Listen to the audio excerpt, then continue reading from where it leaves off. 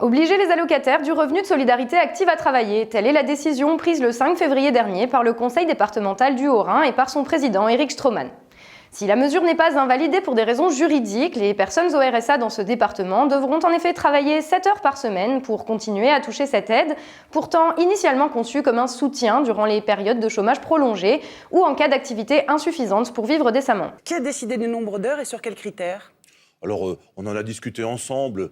C'est une moyenne de 7 heures qu'on souhaite. C'est approximatif ? Voilà, c'est ça. La logique d'une telle mesure est simple à comprendre. C'est considérer que les personnes sans travail et sans revenus sont responsables de leur situation.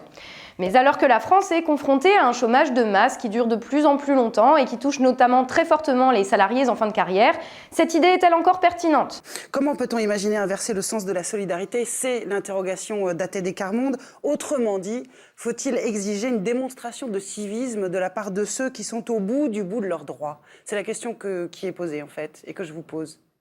Alors, j'ai entendu les déclarations d'ATD Quart Monde, ils disent aussi que c'est inhumain. Pour rappel, le chômage touche aujourd'hui 3 600 000 Français, 5 500 000 si l'on ajoute les personnes exerçant une activité réduite, chiffre minoré du fait de toutes les radiations enregistrées.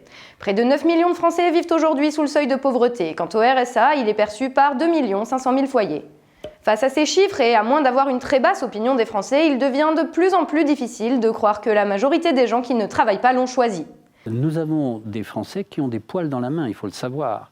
Qui, aujourd'hui, rêverait de vivre avec 524 € par mois, le montant du RSA pour une personne seule, sachant que dans beaucoup de grandes villes, cette somme ne permet même pas de payer un loyer.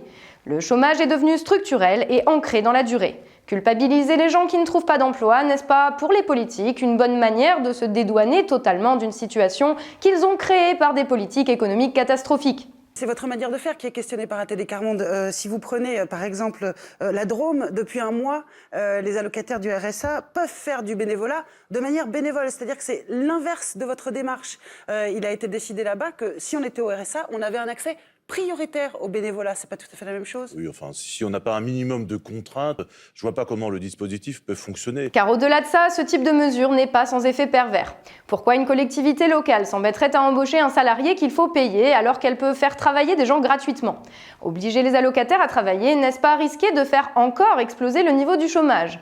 N'est-ce pas aller à l'encontre de tout bon sens, là où il y aurait nécessité pour les politiques de trouver des solutions de fond pour que les gens ne soient plus obligés de vivre uniquement des aides sociales ? Sans doute. Mais trouver des solutions implique de connaître la situation réelle du monde du travail.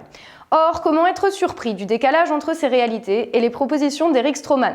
Cet homme, ancien directeur de banque, a pendant des années cumulé les mandats de maire, vice-président d'agglomération, conseiller général, député, secrétaire départemental et membre de la direction d'un parti politique, sans oublier président d'une association départementale de tourisme. Il a depuis lâché la mairie pour devenir président de conseil départemental. C'est donc à lui que nous nous adressons. Monsieur Stroman, vous prétendez aujourd'hui donner des leçons aux Français. Mais depuis combien de temps n'avez-vous pas exercé un vrai travail ?